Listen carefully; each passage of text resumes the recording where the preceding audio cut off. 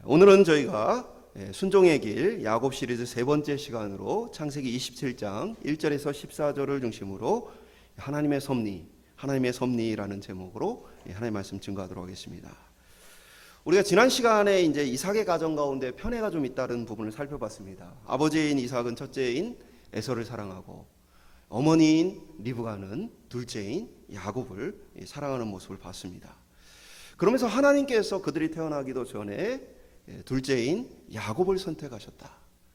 그리고 그 하나님의 선택과 인간의 결정이 어떻게 연결되어지느냐. 실제로 이 에서는 하나님의 복을 가볍게 여기고 장자의 명분을 쉽게 생각하며 사실은 하나님을 저버리는 모습을 보게 되어집니다. 반면에 하나님께 선택하신 야곱은 그것에 대한 갈망을 가지고 열망을 가지고 하나님께 복받기를 원했던 모습을 우리가 살펴보았습니다. 그래서 하나님께서 에서의 장자 명분을 사실은 뺏으신 것이 아니라 한편으로는 자기 스스로 하나님의 복을 가볍게 여겨 거절함으로 그가 받기에 합당하지 않았다. 그래서 하나님의 선택과 인간의 선택이 참으로 신비롭게 같은 결과를 만들어내는 하나님의 섭리에 대해서 저희가 살펴봤습니다. 이 하나님의 공의로움은 또한 자기가 사랑하는 자는 무조건 용서하고 자기가 미워하는 자는 무조건 괴롭게 하는 것이 아닙니다. 하나님 모든 섭리를 이루어 가시는 과정 속에서는 하나님의 공의가 있는데 그것은 그들의 선택과 결정에 합당하도록 하나님께서 그들의 삶 가운데 이끌어 주시는 것입니다. 그래서 아브라함에게 예를 들면 가나안 땅을 약속하셨을 때 하나님 뭐라고 얘기하십니까? 지금은 아니다라는 얘기를 하시죠. 창세기 15장 16절에 보면 내 자손은 4대 만에 이 땅으로 돌아오니니 이는 아모리 족속의 죄악이 아직 가득 차지 아니함이니라. 그러니까 가나안 백성을 쫓아내고 그 땅을 너희에게 줄 것인데 내가 너희를 사랑하니까 그들을 쫓아내겠다는 얘기가 아니라 뭡니까?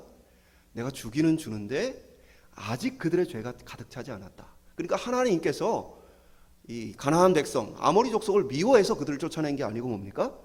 그들의 죄가 가득하기 때문에 공의로서 하나님께서 때가 되어 그들을 쫓아내실 계획을 가지셨다. 죄가 없는 가나안 사람들에게 어떻게 보면은 뺏은 것이 아니라 그들 스스로 하나님의 인도와 보호를 받기에 합당하지 않았기 때문에 쫓겨나게 되었다. 우리는 우리의 삶 가운데 일어나는 이 모든 하나님의 섭리 그리고 그 공의를 바라볼 때에 하나님 때문이다 핑계하거나 원망하는 것이 합당하지 않습니다. 물론 우리가 어려움을 종종 겪을 때에 하나님께서 우리를 연단하여 더 거룩한 길로 인도하시기 위해 때로는 의인의 고난도 허락하시는 경우가 있습니다. 그러나 성경의 대부분은 많은 사람들이 자신의 잘못된 선택과 결정 때문에 많은 고난과 어려움을 겪게 되어집니다.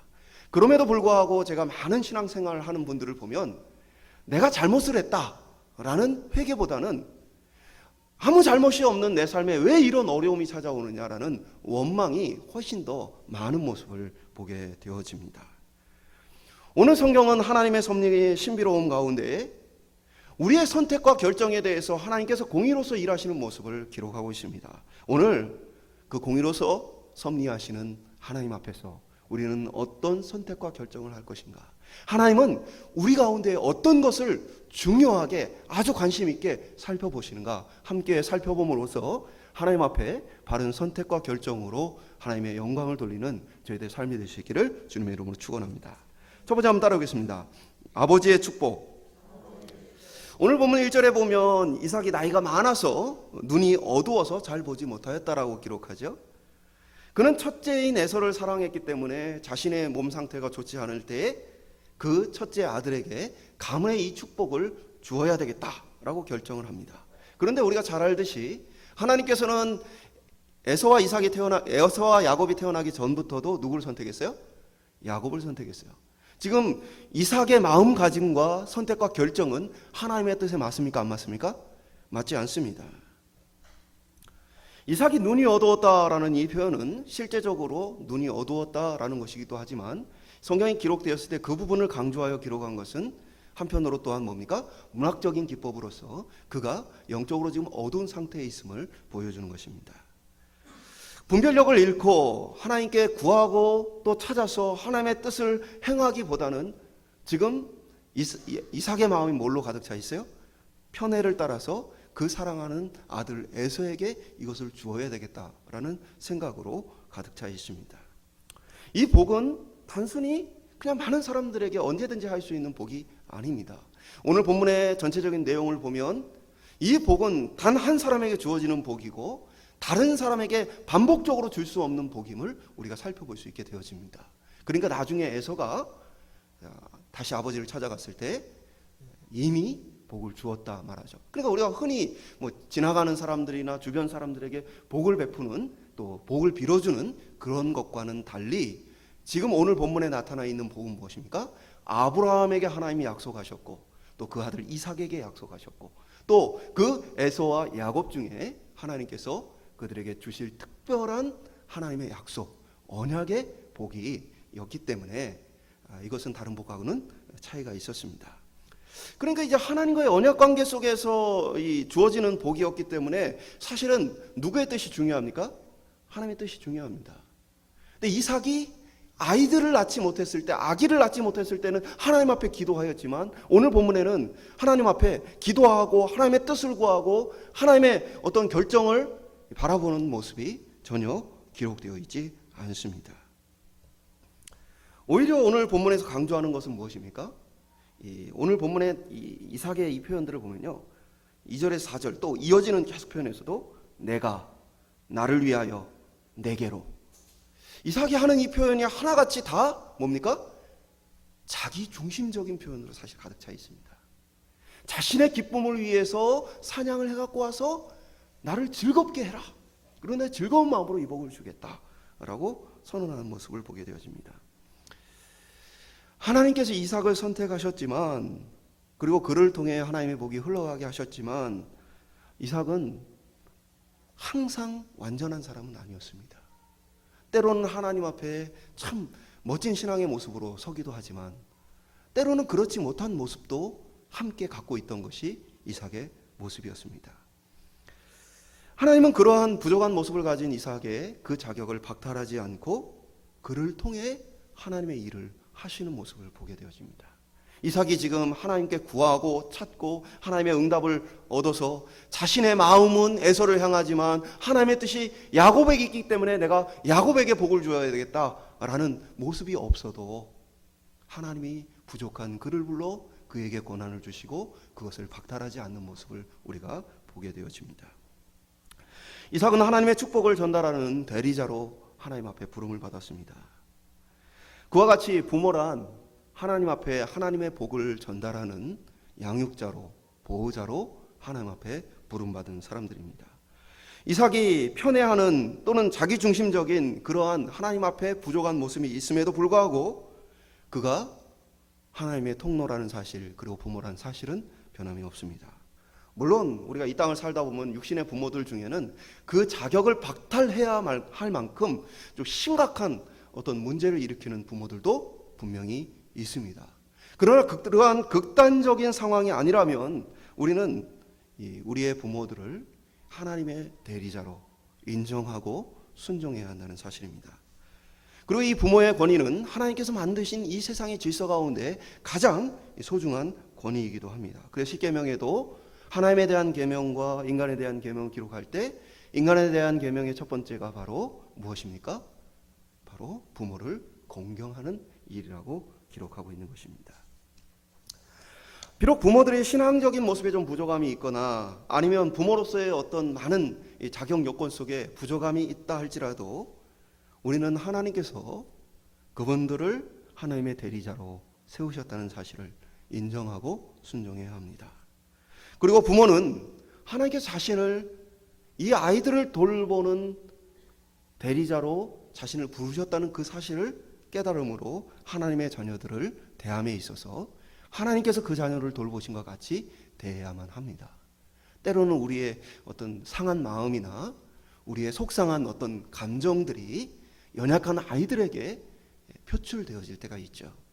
그때 하나님이 그 아이들을 어떻게 돌보시길 원하실까라는 그 믿음의 고백을 따라서 이 아이들을 돌봐야 하는 것이죠. 오늘 저와 여러분이 부족한 부모이고 부족한 자녀입니다. 그럼에도 불구하고 부족한 부모와 부족한 자녀를 들어 가정을 이루게 하시고 하나님의 은혜와 축복을 흘러가게 하시는 하나님의 놀라운 은총 앞에서 저희가 하나님 앞에 부름받은 그 자리에서 잘 순종하고 잘 돌보는 역할들을 감당하는 저와 여러분 되시기를 주님의 이름으로 축원합니다. 두 번째 한번 따라오겠습니다. 하나님의 섭리. 오늘 성경의 이삭의 뜻과 하나님의 뜻이 서로 다르죠. 이삭은 자기 마음대로 자신이 더 사랑하는 아들 에서에게 하나님의 복을 전달하고자 합니다. 그런데 오늘 본문에 어떤 일이 벌어집니까?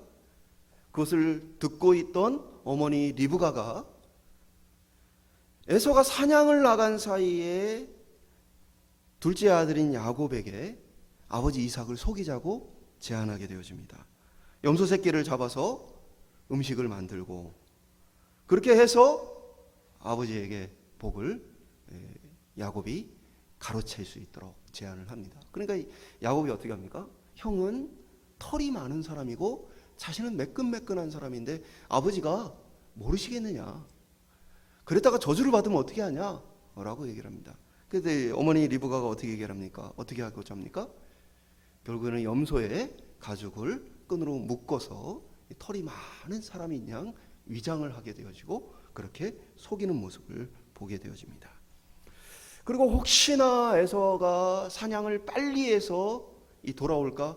여러분 그 남을 속이는 사람은 걸릴까봐 굉장히 두려운 거예요. 근데 에서가 만약에 빨리 오면 어떻게 하겠어요? 그러니까 신속하게 염소를 잡아서 요리를 해갖고 둘째인 야곱이 에서인 척 에서의 옷을 입고 에서의 냄새를 풍기며 아버지 앞에 가서 에서입니다 하고 복을 받고자 합니다. 그때에 너무나 빨리 음식을 해갖고 온 이 상황을 이해할 수 없었던 이삭이 뭐라고 얘기합니까? 20절에 보면 어떻게 이렇게 빨리 사냥을 해갖고 왔느냐 라는 이야기를 합니다. 그때 야곱이 뭐라고 대답합니까? 하나님 여호와께서 순조롭게 사냥감을 만나게 하셨습니다. 거짓말을 하죠. 근데 거짓말을 하는데 누구의 이름을 팔아요? 하나님의 이름을 팔아서 그가 아버지를 속입니다. 사기치기 위해서 하나님을 이용하는 야곱의 모습이 나타납니다. 그러자 이삭이 목소리는 분명 야곱의 목소리인데 근데 이 피부나 이러한 것들은 또 에서구나 하면서 속아서 결국에는 야곱을 향해 축복하게 되어집니다. 이 축복의 내용이 중요한데 이 축복의 내용은 하나님께서 아브라함을 부르셔서 아브라함에게 주셨던 약속들입니다. 네가 어디를 가든지 내와 함께하며 너를 축복하는 자를 내가 축복하고 너를 저주하는 자를 내가 저주하겠다. 네가 열국의 아버지가 되겠다. 아버지가 되게 하겠다. 그러니까 이 약속은 아브라함에게 주셨던 그 약속이에요. 그 약속을 오늘 야곱에게 넘기는 모습을 보게 되어집니다. 우리가 하나님의 섭리가 참으로 놀라운 것은 때로는 인간의 악한 선택과 악한 행동을 통해서도 하나님의 섭리와 뜻이 성취되어진다는 사실입니다. 오늘 리브가나 야곱의 거짓말 또 속임수를 통해서 야곱을 선택했던 하나님의 뜻이 이루어집니다. 이게 하나님의 섭리의 놀라운 부분이죠. 거룩하고 존귀한 하나님의 사람들의 어떤 순종만을 가지고 이 일이 일어나는 것이 아니라 심지어는 반역하는 자와 배신하는 자와 심지어는 하나님을 적대시하는 자들조차도 이 하나님의 섭리의 주권 속에서 움직여가는 모습을 보게 되어집니다. 우리는 이 섭리의 이 특징을 믿음으로 볼 필요가 있습니다. 왜 그렇습니까? 하나님께서 한번 따라해볼까요? 하나님께서 계시지 않은 곳은 어디에도 없다. 하나님의 섭리가 선한 사람들의 어떤 순종만이 아닌 악한 자들의 모든 판단과 결정 속에서도 일하시는 모습을 볼 때에는 우리가 뭘 믿을 수 있어요?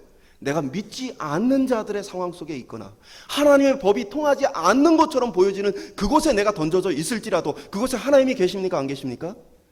그곳에 하나님이 계십니다. 그렇기 때문에 우리는 교회에서는 기도를 할 수 있고 세상에 나가서는 어쩔 수 없는 세상의 방법대로 살 것이 아니라 하나님의 섭리가 그들 속에서 있고 그곳에도 있기 때문에 우리 믿음의 사람들은 그 속에서 하나님을 찾고 구할 수 있다는 사실입니다. 마치 예수님께서 십자가에 달리실 때 제자 중에 하나인 가룟 유다가 예수님을 팔았습니다. 그러나 그곳에도 하나님의 역사와 섭리는 나타납니다. 이미 하나님께서는 구약을 통해 은 30에 팔리실 것을, 배신자가 있을 것을 말씀하셨고, 하나님을 순종하는 마음이 아니라 예수 그리스도를 배신하는 그조차도 하나님의 섭리 속에 갇혀있는 모습을 우리가 보게 되어지는 것입니다.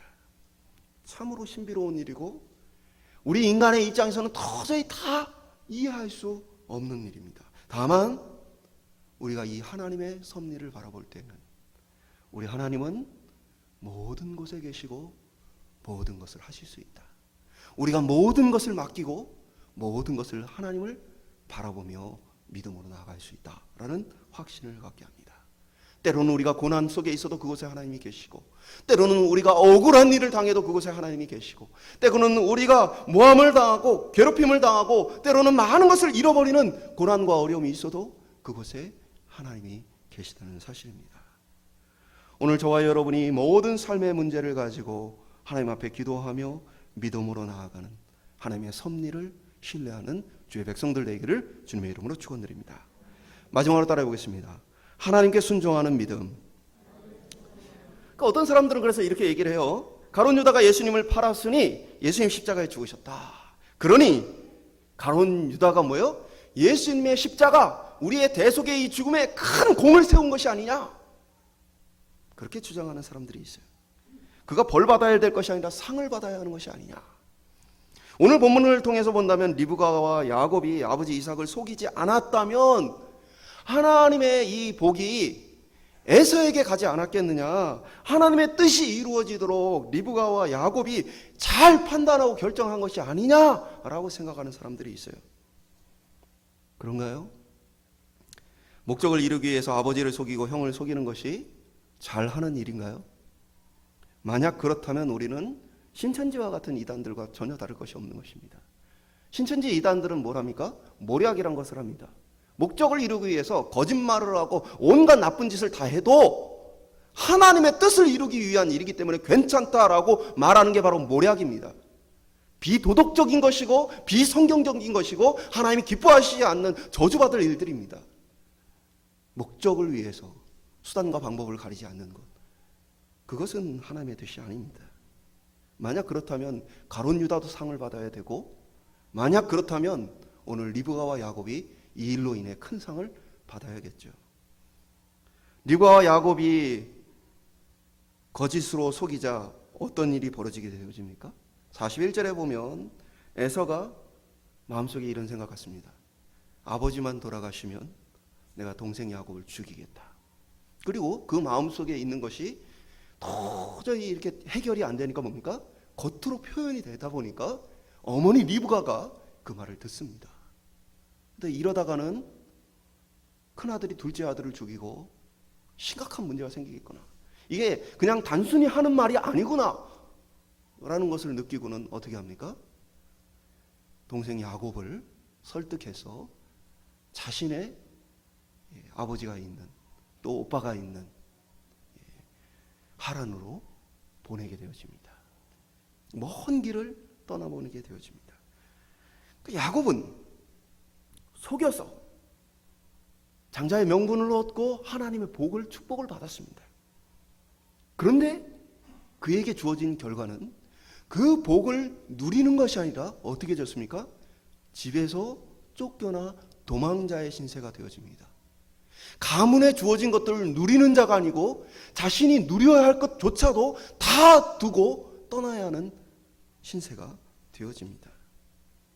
리브가와 야곱의 거짓과 속임수는 하나님의 뜻을 이루려는 믿음의 행동이 아니라 사실은 하나님의 섭리를 믿지 못하는 불신앙의 결과이기 때문에 그렇습니다. 하나님을 믿지 못하니까 그들 스스로 하나님이 기뻐하시지 않는 수단과 방법을 사용하는 것입니다.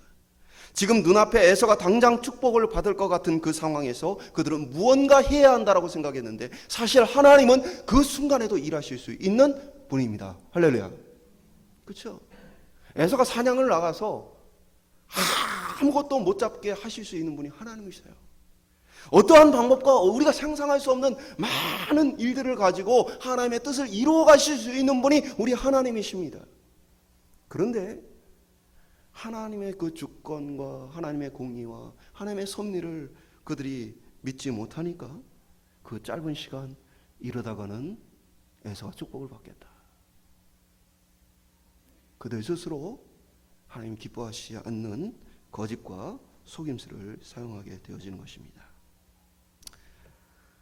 만약에 하나님이 믿어졌다면 그들은 하나님 앞에 순종하는 마음으로 하나님이 어떻게 하실지를 바라볼 수 있었을 것입니다.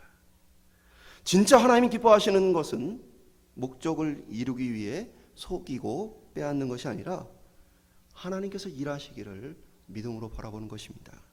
물론 인내로서 믿음으로서 기다린다는 의미가 아무것도 하지 않는다는 의미는 아닙니다. 뭘 해야 됩니까? 가족의 구성원으로서 자신에게 주어진 역할들을 성실하게 잘 감당해야만 합니다. 그러면서 자신이 하나님의 이 복을 받기에 합당한 사람임을 스스로 삶을 통해 아버지에게 보여야 합니다. 사실은 오늘 본문 바로 앞에 그 징조가 있었어요. 무엇입니까? 에서는 부모의 명령을 거역하고 자신의 마음을 따라 이방 여인들을 아내로 삼습니다. 그 이방 여인들로 말미암아 그 부모가 근심합니다. 그러니까 뭐냐? 사실 하나님의 뜻과 계획 속에 두었다면 에서는 스스로 계속하는 선택과 결정이 뭡니까? 하나님이 기뻐하시지 않는 선택이요 하나님 보기에 합당하지 않은 선택을 계속 해나가고 있기 때문에 그 복을 받는다 할지라도 박탈될 가능성이 높아요. 그러니까 하나님이 하실 수 있는 일이에요. 그리고 이미 그러한 일들이 일어나고 있어요. 그러나 욕심에 사로잡힌 그들의 눈에는 하나님이 하시는 일과 지금 일어나는 일보다는 당장의 눈앞에서 이것을 놓칠 수 없다라는 그 마음이 지배하고 있는 것이죠. 만약에 에서가 그렇게 하는 반면에 야곱이 정말 부모에게 순종하며 가족을 잘 돌보고 그 구성원으로서의 역할을 꾸준히 잘 해나갔다면 이 복을 당연히 빼앗기지 않았겠죠. 하나님의 뜻대로 될 것이라 방관하는 것도 믿음은 아닙니다. 하나님의 뜻에 합당한 모습을 갖추어가는 것이 믿음입니다. 칼빈은 섭리에 대해서 말하면서 이렇게 얘기합니다. 하나님께서 어떤 아버지를 병으로 죽게 하시기를 결정하셨다. 하나님의 뜻은 아버지가 병으로 죽는 것입니다. 그런데 그 자녀가 하나님의 뜻에 맞춰서 아버지 병들어 죽게 해주세요 라는 것과 하나님의 뜻에 맞지 않지만 하나님의 계획에 맞지 않지만 그러나 우리 아버지를 병에서 낫게 해주시고 건강하게 살려주세요 라고 기도하는 두 가지 기도 중에 하나님이 기뻐하시는 것은 하나님의 뜻에 맞는 것이 아니라 하나님의 마음에 맞는 것이다. 하나님의 마음에 맞는 것이 무엇입니까? 아버지를 사랑하는 그 마음을 가지고 병 낫고 건강하기를 함께 행복하기를 간구하는 것이 하나님 기뻐하시는 모습이라는 거예요. 제가 왜 이 말씀을 드리냐? 우리가 신앙생활 하다 보면 어떠한 목적에 사로잡혀서 이것을 이루기 위해서 이것을 성취하기 위해서 이렇게 해야만 하기 때문에 라는 그 명분을 가지고 온갖 하나님 기뻐하시지 않는 것을 우리가 몸담을 때가 많기 때문에 그렇습니다. 교회 안의 다툼들을 보면 왜 교회 안의 다툼이 끝이 없습니까? 잘 해결이 안 됩니까? 다 하나님의 뜻을 위해 하나님의 그 계획을 위해 한다고 그들이 말하기 때문에 그래요. 그런데 중요한 것은 뭡니까? 그들 마음 중심에 하나님이 기뻐하시는 마음이 있느냐, 이것이 중요한 거예요. 제가 함께 신앙생활을 했던 이 교회에 한 선배가 있었습니다. 제가 청년 때 이 선배가 자주 했던 얘기들이에요. 자기는 성장하면서 아버지를 죽여야 되겠다라는 이 각오로 살았다는 거예요. 아버지가 뭐 술 먹고 때리고 여러 가지 어쨌든 악행을 계속 행했겠죠. 그래서 지금은 내가 어쩔 수 없이 맞고 지금은 어쩔 수 없이 이렇게 살지만 내가 어느 날 힘이 생기고 능력이 생기면 반드시 죽여버리겠다. 그 각오를 가지고 운동도 하고 그 시기를 기다리며 살아왔다는 거예요. 예수님을 믿고 자신이 깨닫게 되어진 것은 자신의 마음속에 예수님이 기뻐하시지 않는 미움과 증오로 가득하다는 사실이었어요.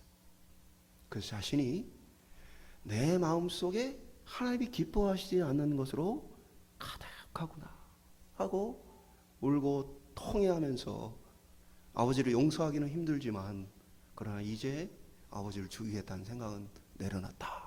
저한테 고백을 하더라고요. 사랑하는 여러분, 하나님의 뜻을 이루는 것보다 중요한 것은 무엇입니까? 하나님의 마음에 합한 것입니다. 결과는 하나님께서 그의 섭리와 그의 전능하신 능력으로 이루실 수 있습니다. 하나님이 찾으시는 것은 우리의 능력이 아니고 우리의 고백입니다. 신앙입니다. 오늘 저와 여러분 속에 우리 마음 속에 무엇이 담겨 있는지 돌아볼 수 있기를 주님의 이름으로 축원드립니다. 말씀 맺도록 하겠습니다. 모두 우리는 이삭과 같은 부름을 받았습니다. 하나님의 부름받은 백성들입니다. 그러나 이삭처럼 우리 역시도 부족합니다. 여전히 부족합니다. 그렇기 때문에 우리는 서로를 인정해야만 합니다. 그리고 특별히 우리의 부모들의 연약함에 대해서 인정해야 합니다. 어느 부모도 완벽한 부모는 없습니다. 또 어떤 자녀도 완벽한 자녀는 없습니다. 불완전하고 부족하지만 하나님의 은혜 안에서 서로를 사랑하는 마음으로 바라볼 필요가 있다는 사실입니다. 때로는 우리의 삶의 어떤 영역과 어떤 곳에서는 우리가 하나님을 원망하게끔 되어지는 상황과 형편이 생겨날 수 있습니다. 겉으로 보기에는 지금 리브가와 이삭의 또 어떻게 보면 이 가정의 문제이죠. 그러나 사실은 또 한편으로는 그 모든 것 가운데 역사하시는 하나님의 손길도 있습니다. 우리가 이 사실을 믿으면 지금 눈앞에 있는 그 문제를 내가 해결하려고 또는 어떤 인간적인 방법으로 찾아가려고 하는 것보다 그곳에도 계시는 하나님을 찾게 되어집니다. 저와 여러분이 우리의 모든 삶의 영역 속에서 원망하기 전에 하나님을 찾을 수 있게 소망합니다. 그리고 그곳에서 하나님이 어떻게 하시길 원하시는지 내가 하나님 기뻐하시는 그 마음을 갖게 해달라고 구할 수 있게 소망합니다. 문제 해결보다 중요한 건 뭡니까? 내 속에 하나님 마음이 채워져 있는 것입니다. 많은 사람들은 그럴듯한 명분을 찾고 그럴듯한 목표를 가지며 얘기합니다. 그러나 하나님이 정말 관심이 있어 하는 건 그런 목표 따위가 아닙니다. 하나님이 정말 관심이 있어 하는 것은 우리 속에 있는 내면의 마음입니다. 예를 들면 이런 것이죠. 저 사람이 되면 안 돼. 저 사람이 지도자가 되면 안 돼. 저 사람이 뭔가를 하면 안 돼. 저 사람이 하면 안 돼. 아무리 객관적인 이유가 타당한 것이 있어도 우리 속에 그를 미워하는 마음과 그를 시기하는 마음과 그를 불편해하는 마음이 있다면 그것은 바른 길이 아닙니다.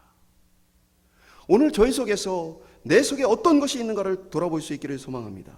그리고 그 속에서 하나님의 섭리를 믿음으로 내가 하나님께 맡겨드리고 하나님 기뻐하시는 마음으로 견딜 수 있기를 소망합니다. 오늘 이삭도 리브가와 야곱도 에서도 다 그들 마음속에는 뭘로 가득 차 있어요? 자신들로 가득 차 있어요. 이삭은 나를 위해 내가 좋아하는 음식을 가지고 내게로 가져와서 자기 자신으로 이삭의 마음이 가득 차 있어요. 리브가와 야곱 역시도 야곱이 장자의 축복을 받고 이 하나님의 복을 받아야 되겠다는 그 욕심으로 그 마음이 가득 차 있어요. 에서 역시도 뭡니까? 그냥 이 복을 내가 받아야 되겠다라는 마음으로 가득 차 있어요. 순종하는 마음 없이 아버지가 기뻐하는 마음, 그 믿음을 지켜가는 그런 생각 없이 그냥 복만 받겠다는 마음으로 채워져 있죠. 그래서 설교를 준비하면서 유행가이기도 하지만 한 노래가 생각이 났어요. 이 사실은 하덕규 씨라는 기독교인이 지은 복음성가죠. 세상 사람들이 부르기 쉽게 가사를 조금 바꿨죠. 가시나무라는 노래예요. 내 속엔 내가 너무도 많아. 당신의 쉴 곳이 없네. 오늘 이삭의 마음에는 이삭이 가득 차 있고 리브가와 야곱의 마음에도 그들 자신의 욕심이 가득 차 있고 에서의 마음에도 그것으로 가득 차 있지만 그래서 하나님이 그 안에 거할 곳이 없는 모습을 우리가 보게 되어집니다. 오늘 저희들 속에서 하나님 내 속에 나로 가득 차지 않고 나의 어떠한 것으로 가득 차지 않고 내가 그럴듯한 명분으로 나를 포장하지 않고 내가 하나님을 믿고 신뢰함으로 하나님이 기뻐하시는 마음으로 내 자신의 내면을 돌아보게 하여 주시옵소서. 그리고 하나님이 기뻐하시는 마음을 가지고 내가 걸어가는 이 걸음에 모든 결과는 하나님의 섭리 속에 맡깁니다. 이 믿음을 가지고 교회와 세상에서 빛과 같이 아름답게 빛나는 신앙으로 살아가는 저와 여러분 될 수 있기를 주님의 이름으로 축원드립니다.